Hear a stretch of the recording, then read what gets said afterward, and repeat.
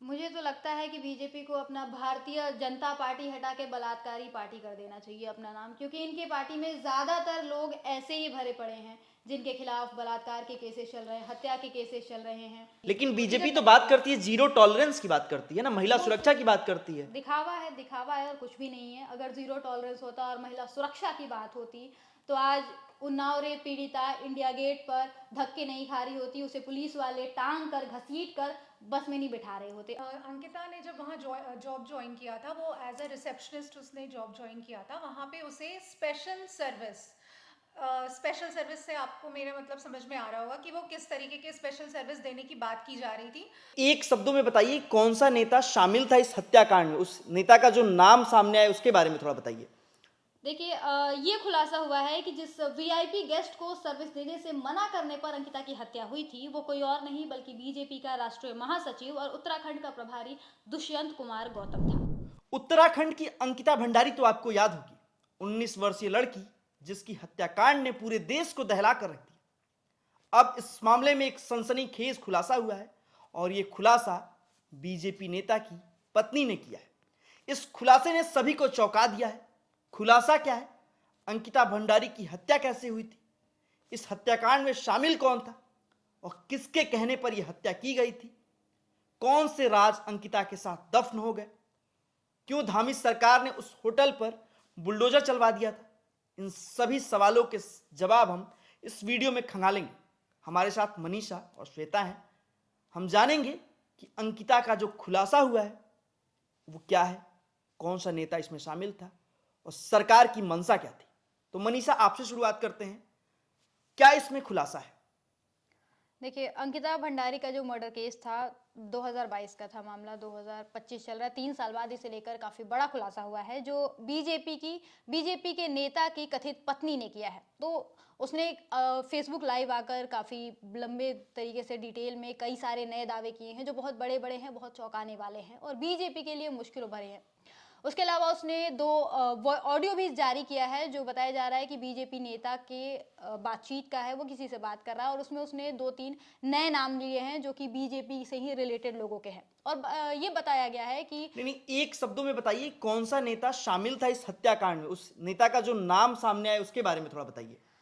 देखिए, ये खुलासा हुआ है कि जिस वीआईपी गेस्ट को सर्विस देने से मना करने पर अंकिता की हत्या हुई थी, वो कोई और नहीं बल्कि बीजेपी का राष्ट्रीय महासचिव और उत्तराखंड का प्रभारी दुष्यंत कुमार गौतम था। ओके, किस तरह की ये सर्विस की बात हो रही, किस तरह की सर्विस रही होगी और अंकिता की हत्या क्यों हुई होगी, क्या लगता है आपको? अंकिता ने जब वहाँ जॉब ज्वाइन किया था, वो एज अ रिसेप्शनिस्ट उसने जॉब ज्वाइन किया था। वहाँ पे उसे स्पेशल सर्विस से आपको मेरे मतलब समझ में आ रहा होगा कि वो किस तरीके के स्पेशल सर्विस देने की बात की जा रही थी। उसने जब मना कर दिया तो उसकी पहले तो वो गायब करवा दी गई। फिर एक दिन के बाद यानी कि 19 सितंबर 2022 को उसका शव बरामद किया गया था, जो कि उत्तराखंड पुलिस ने किया था। वो उस टाइम का ये मुझे याद आ रहा है कि 19 सितंबर का वो डेट था। लेकिन जिस तरह से किसी एक बड़ी नेता को बचाने के लिए पूरा प्रकरण चलाया गया, जिस तरह से अंकिता के साथ ही कई राज को दफन कर दिया गया, वो क्या लगता है आपको कि कोई बड़ा आदमी उसमें शामिल रहा होगा उस टाइम भी?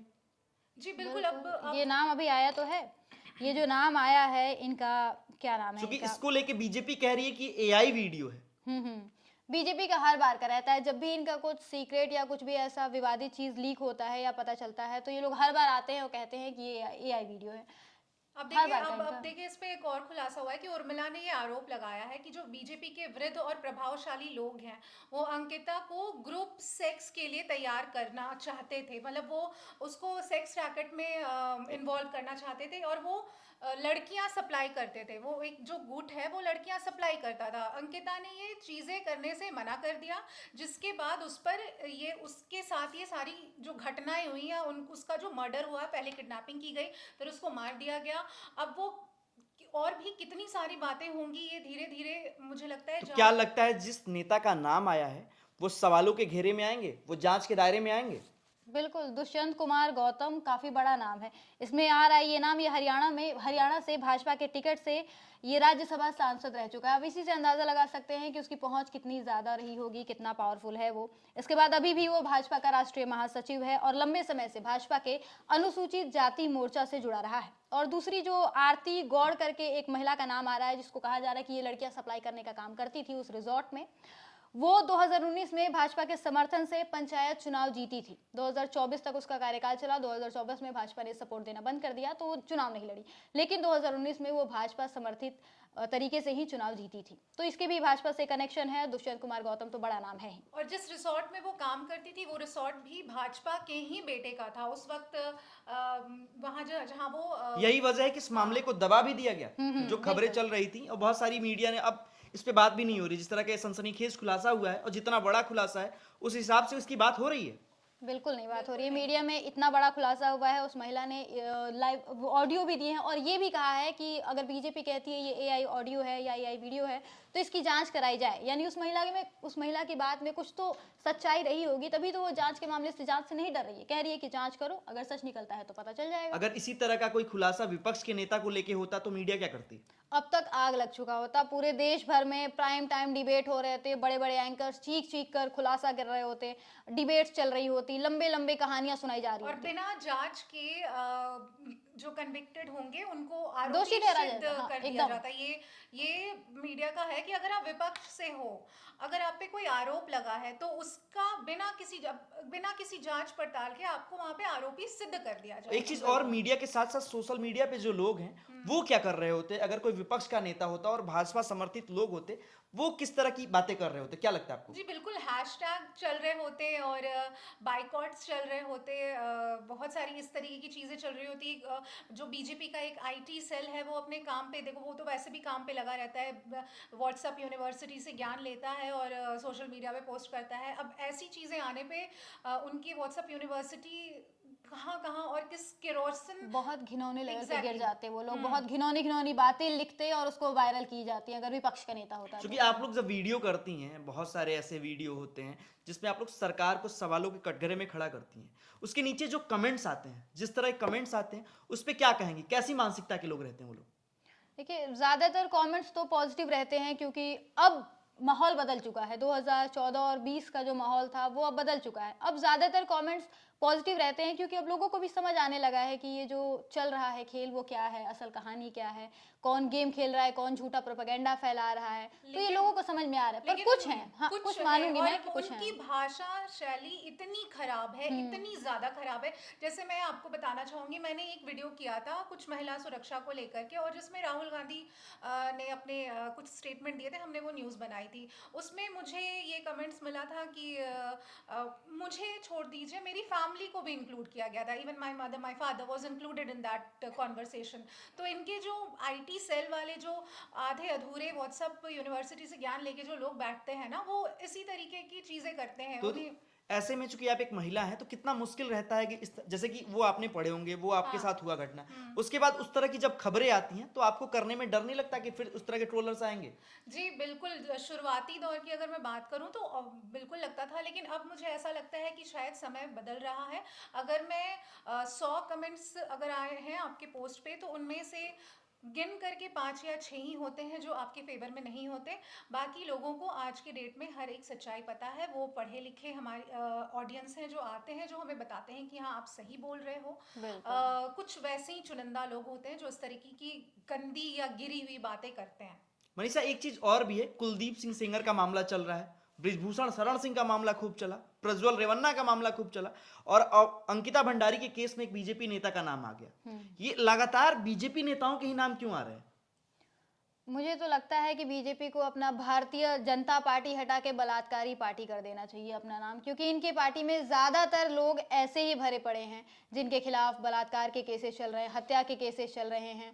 ये सब, और एक और चीज देखने को मिलती है कि बीजेपी कभी भी अगर उसके किसी नेता के खिलाफ इस तरह की बातें आई या इस तरह के आरोप लग रहे हैं तो वो उस नेता के खिलाफ नहीं बोलती, उल्टा उसका पूरा तंत्र लग जाता है उस नेता को बचाने में। ब्रजभूषण शरण सिंह के टाइम पे भी हमने देखा, उसके बेटे को टिकट दे दिया गया, उसको हताश आज वो करने के सांसद बजाय, है। वही तो आज वो सांसद बन चुका है। तो ये जो चीजें दिखाती है कि बीजेपी अगर चाहती तो वो उन नेताओं के खिलाफ एक्शन ले सकती थी, उनको पार्टी से हटा सकती थी। लेकिन उनको बीजेपी टिकट तो न बात देती। करती है जीरो टॉलरेंस की, बात करती है ना, महिला वो सुरक्षा की बात करती है। दिखावा है, दिखावा है और कुछ भी नहीं है। अगर जीरो टॉलरेंस होता और महिला सुरक्षा की बात होती तो आज उन्नाव रेप पीड़िता इंडिया गेट पर धक्के नहीं खा रही होती, उसे पुलिस वाले टांग कर घसीट कर बस में नहीं बिठा रहे होते। ये अगर कह रही है महिला दिखावा सुरक्षा की है, बात होती। तो ये जो पब्लिक है चुनाव में जब ये बीजेपी जाती है तो बीजेपी की बातों का जनता यकीन कैसे कर लेती है? सर यहाँ पे बीजेपी वाले जुमले फेंकते हैं, मोदी जी जाते हैं वो जुमले फेंकते हैं, उनसे आप एक शब्द बिना टेलीप्रॉम्प्टर के बुलवा लो वो बोल नहीं पाएंगे, लेकिन जुमले वो एक से बढ़कर एक फेंकेंगे।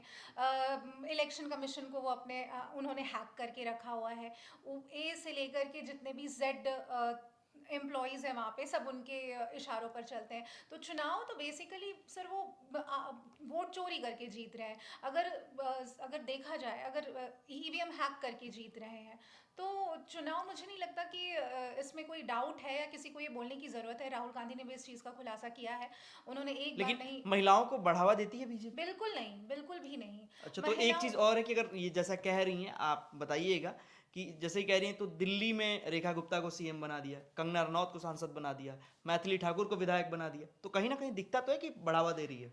कहाँ बढ़ावा दे रही है? रेखा गुप्ता को इन्होंने बनाया अपना इमेज दिखाने के लिए कि देखो हम एक महिला को आगे ला रहे हैं। असल में आपने अभी रिपोर्ट्स देखी होंगी, तस्वीरें बीच में कुछ महीने पहले वायरल हुई थी कि जो ये दिल्ली की सरकार चला रही है वो रेखा गुप्ता नहीं चला रही हैं, उनके हस्बैंड चला रहे हैं। कई तस्वीरें थी मीटिंग्स में, उनके हस्बैंड मीटिंग्स ले रहे हैं अधिकारियों की, रेखा गुप्ता बस एक गुड़िया की तरह है। हाँ, बेसिकली एक डमी सीएम है वो। और उनके आईक्यू लेवल आप इसी से समझ लो कि वो AQI को टेम्परेचर कहती हैं। तो आपने तो पूरी रिपोर्ट की है ना उन पे? हाँ, तो बीजेपी किस तरीके की महिला सीएम दिल्ली की जनता को उन्होंने दिया है वो सबको और पता रही है। बात कंगना रनौत की उनकी- और मैथिली ठाकुर की, तो इन लोगों को इन्होंने केवल सोशल मीडिया प्रेजेंस और फेम की वजह से दिया है। चाहे वो पिछले कुछ सालों पहले स्मृति ईरानी के साथ भी कुछ ऐसा ही किया था।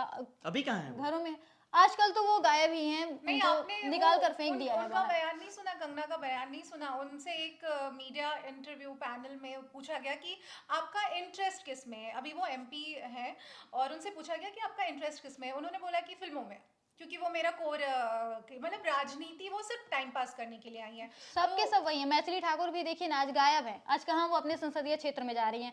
जब चुनाव लड़ना था तब बड़ा बड़ा बातें कर रही थी कि विकास का तो खैर उन्होंने बात नहीं किया, उन्होंने नाम बदलने की बात लेकिन हम की। लोग थोड़ा विषयांतर हो रहे हैं, हम पूरे वीडियो खत्म करते हैं। अंकिता भंडारी के जो सनसनीखेज खुलासे हैं उसको लेकर जो खुलासा हुआ उसको एक शब्दों में आप क्या कहेंगे? ये इसको अगर एक शब्द में कंक्लूड किया जाए तो ये बहुत ही बड़ा खुलासा है। इस पे जांच होनी चाहिए और बकायदा सरकार जो कि दावा करती है कि हम बेटियों की रक्षा करते हैं, तो उसे बायस्ड ना होते हुए एक अनबायस्ड पैनल बैठाना चाहिए, जांच करनी चाहिए इस पूरे के पूरे मामले की। आपको क्या लगता है क्या होना चाहिए? बिल्कुल जांच तो होनी चाहिए ही। अभी जैसे आरती गौड़ का नाम सामने आया तो उन्होंने इस्तीफा दे दिया है। इस्तीफा का मतलब क्या समझ में आ रहा है कि कुछ ना कुछ डर है उन्हें, पार्टी से कुछ तो डर है कि अगर हमने फंसे तो पार्टी का नाम खराब होगा, इसलिए पार्टी ने या तो इस्तीफा खुद से दिया हो या जबरदस्ती दिलवाया गया हो। तो कहीं ना कहीं लग रहा है कि इस मामले में कुछ तो दाल में कुछ काला है। अगर इसकी जांच हुई तो खुलासा होगा। और बीजेपी का एक नेता नहीं, मुझे नहीं लगता बीजेपी का सिर्फ एक नेता फंसेगा, कई बड़े बड़े नेता फंसेंगे। खुलासा होगा, जांच होनी चाहिए, जांच होए पता चलेगा। अब दाल में कुछ काला है कि पूरी दाल ही काली है, ये तो जांच के बाद ही साफ हो पाएगा। लेकिन जिस तरह का माहौल है अंकिता भंडारी हत्याकांड में, जो सनसनीखेज खुलासा हुआ है वो काफी चौंकाने वाला है और बीजेपी का बड़े नेता का नाम है, तो बहुत मुश्किल है कि जांच आगे बढ़े। लेकिन अगर कहीं जांच होती है तो बहुत सारे रहस्य सामने आएंगे, बड़े बड़े नेताओं की जो गिरेबान है वो फंसती नजर आएगी। और हम यानी न्यूज कैप्सूल इन तमाम मुद्दों को इसी मुखरता के साथ आपके सामने लाएगा, तमाम उन सवालों को आपके सामने रखेगा जो महिला सुरक्षा, बेरोजगारी या देश की बुनियादी मुद्दों से जुड़े हुए हैं।